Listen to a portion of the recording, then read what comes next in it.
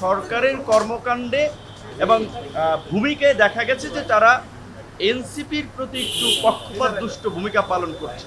এত বিপুল জনপ্রিয় এবং জনসমর্থিত সরকার যদি কোনো দিকে হেলে যায় তাহলে তাদের প্রতি জনগণের সমর্থন কিন্তু সরে যাবে। গোপালগঞ্জে এই ঘটনা ঘটবে এটা তো আমরা আগের রাতেই সবাই আগের দিনে আঁচ করতে পেরেছি। তাহলে সরকারের আইন শৃঙ্খলা বাহিনী বা গোয়েন্দা সংস্থা যদি এইটা আঁচ করতে না পারে তাহলে বুঝতে হবে হয় তারা ব্যর্থ, না হলে সরকারের সাথে তাদের সমন্বয় হচ্ছে না। আর উত্তরে যে বিমান দুর্ঘটনা এবং সেটাকে কেন্দ্র করে উপদেষ্টাদের অবরুদ্ধ হওয়া, সচিবালয়ে ছাত্র তথা ছাত্রদের সাথে বহিরাগত বা দুষ্কৃতিকারীরা ছিল কিনা সেটি একটি আলোচনার বিষয়। এই সমস্ত চলমান পরিস্থিতি এবং সামগ্রিক প্রেক্ষাপটে প্রধান উপদেষ্টা বিভিন্ন রাজনৈতিক দলগুলোর সাথে একটু মতবিনিময়ের সিদ্ধান্ত নিয়েছেন। তারই প্রেক্ষাপটে গতকাল 4টি দলকে ডেকেছিলেন এবং আজকে আমরা এখানে বোধহয় 8-10টি দলের শীর্ষ নেতাদেরকে ডাকা হয়েছে মিটিংয়ে, ইনক্লুডিং আমরা সহ সমস্ত রাজনৈতিক দলই সরকারের এই বৈষম্যমূলক আচরণ এবং পক্ষপাতের বিরুদ্ধে তীব্র প্রতিক্রিয়া এবং প্রতিবাদ দেখিয়েছে। কারণ ধরেন বিএনপি রাষ্ট্র ক্ষমতায় ছিল, তাদের এখনও রাজনীতির মাঠে তাদের একটা শক্ত অবস্থান, সেই ক্রাইটেরিয়ায় বিএনপির মতো একটা বড় দলের সাথে সরকার আলাপ করতে পারে তার কোনো ইস্যুতে। যে 4টা দলকে কোন ক্রাইটেরিয়ায় বড় দল কিংবা প্রধান দল হিসেবে তারা সিলেক্ট করলো এবং তার মধ্যে একটা দলের তো নিবন্ধনই নাই, সদ্য গঠিত হয়েছে।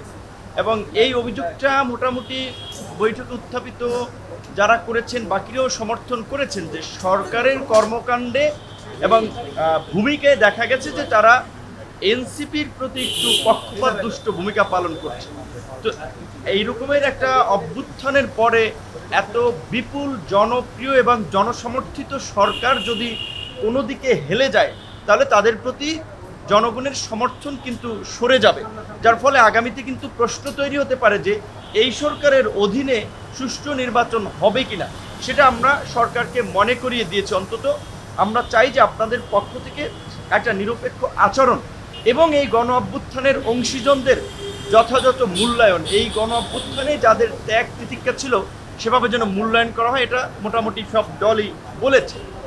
আইন শৃঙ্খলা পরিস্থিতি নিয়ে আমি আমার জায়গা থেকে বলেছি যে চিটাগাংয়ে যে আইনজীবীর হত্যাকাণ্ড ঘটল চিন্ময় কৃষ্ণ দাসের গ্রেপ্তারকে কেন্দ্র করে, এই তথ্য আমার মতো একজন সাধারণ নাগরিক আগের রাতে পেয়েছিলাম।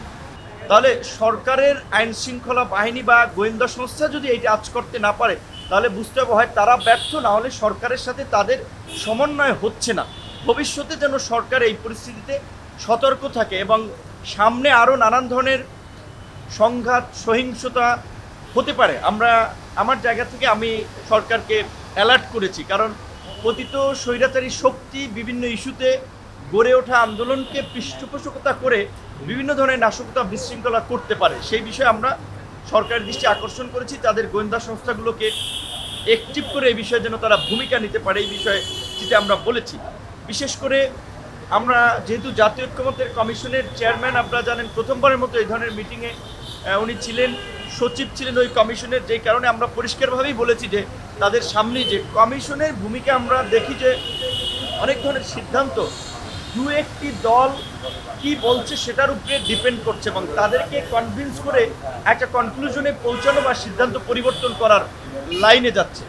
তো সংস্কার কমিশন কিংবা সরকার যেন বৃহত্তর জন আকাঙ্ক্ষার পাশ কাটিয়ে তারা যেন কোনো রাজনৈতিক দলের প্রতি বায়াসড হয়ে কিংবা কোনো রাজনৈতিক দলের চাপে এই ধরনের সিদ্ধান্তে না পৌঁছায় সেটি আমরা স্মরণ করিয়ে দিচ্ছি। বিশেষ করে এই গণ অভ্যুত্থান পরবর্তী পরিস্থিতিতে আমাদের যে প্রত্যাশা ছিল সেইখানে বড় রকমের একটা ধাক্কা আমরা খেয়েছি।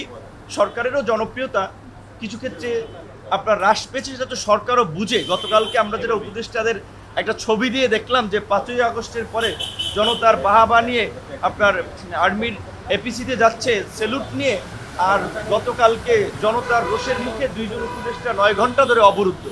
এই কারণগুলো সরকারকে খতিয়ে দেখার জন্য আমরা বলেছি এবং বিশেষ করে সরকারের উন্নয়ন কর্মকাণ্ড এবং সেবাকে তৃণমূলে যারা পৌঁছে দেয় সেটা হচ্ছে লোকাল গভর্নমেন্ট। লোকাল গভর্নমেন্টের জনপ্রতিনিধি না থাকায় একটা ব্যাপক বিশৃঙ্খলা হচ্ছে। প্রশাসন নিয়ন্ত্রণ করতে পারছে না। এবং দলীয় সরকারের অধীনে অতীতে আমরা স্থানীয় নির্বাচনগুলোতে যে ভায়োলেন্স দেখেছি, ক্ষমতাসীন দলের প্রভাব দেখেছি, সেই জায়গা থেকে আমরা আবারও সরকারকে আহ্বান জানিয়েছি যে তারা অন্তত তাদের আইন শৃঙ্খলা বাহিনী বা প্রশাসনের ফিটনেস পরীক্ষা করার জন্য, যাচাই করার জন্য হলেও যেন স্থানীয় নির্বাচনের দু একটি ধাপের নির্বাচন তারা করে।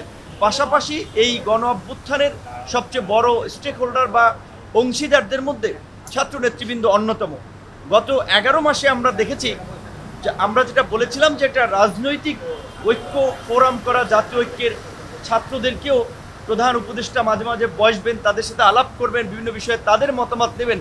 সেই ক্ষেত্রে বৈষম্য বিরোধী আন্দোলন ছাড়া কিংবা এনসিপি সংশ্লিষ্ট ছাড়া অন্য কোনো ছাত্র সংগঠনের নেতা বা ছাত্রদের প্রতিনিধিদেরকে বোধহয় সরকার কখনো ডাকে নাই, তাদের সাথে মিটিংও হয়নি। আমরা এই 5ই আগস্টের পূর্বে এই বিভিন্ন ছাত্র সংগঠন যারা এই গণ অভ্যুত্থানের নেতৃত্ব দিয়েছে তাদের শীর্ষ নেতাদের সাথে অন্তত প্রধান উপদেষ্টার একটা মতবিনিময়ের আমরা প্রস্তাব রেখেছি। প্রধান উপদেষ্টা আমাদেরকে সামগ্রিক প্রেক্ষাপটে আশ্বস্ত করেছেন সংস্কার যে কোনো মূল্যে তিনি বাস্তবায়ন করতে চান। কাঙ্ক্ষিত বিচারের প্রতি আমাদের যে কনসার্ন, সেই বিষয়ে তারা একটা অগ্রগতি দেখতে চান এবং যে কোনো মূল্যে এই জুলাইয়ের যে আমাদের একটা ঐক্য প্রতিষ্ঠিত হয়েছিল সেই ঐক্যটাকে ধরে রেখে এবং বিশেষ করে এই জুলাই মাসে যেন আমরা এই আমাদের ঐক্য চেতনার যেন একটা পুনর্জাগরণ ঘটাতে পারি, সেজন্য এই মাসব্যাপী উদযাপনের পাশাপাশি আগামীর বাংলাদেশ বিনির্মাণে যেন আমরা কাজ করতে পারি, সেই বিষয়টির উপরে তিনি জোর দিয়েছেন, আমাদের সকলের সহযোগিতা চেয়েছেন। এবং রাজনৈতিক দলগুলো ইনক্লুডিং আমরা বারবার বলেছি যে দু একটি দল সরকারকে মিটিং করার প্রয়োজন হলে মতবিনিময়ের সুযোগ পায়, বাট অন্য যে গুরুত্বপূর্ণ স্টেক হোল্ডার তারা সুযোগ পাচ্ছে না। সেই ক্ষেত্রে এই বিষয়টি আমলে নিয়ে অন্তত প্রত্যেক মাসে যেন সরকার বিভিন্ন রাজনৈতিক দলগুলোর সাথে একটা ডায়ালগের মধ্যে দিয়ে পরিস্থিতি সম্পর্কে একটা করণীয় ঠিক করতে পারে, ধারণা নিতে পারে, এই প্রস্তাবটি আমরা রেখেছি এবং সেটাও তারা গুরুত্ব দিয়ে বিবেচনা করবেন পরবর্তী মাস থেকে এবং নিয়মিত একটা বসার এই বিষয়টি তিনি আশ্বস্ত করেছেন। আপনাদেরকে ধন্যবাদ।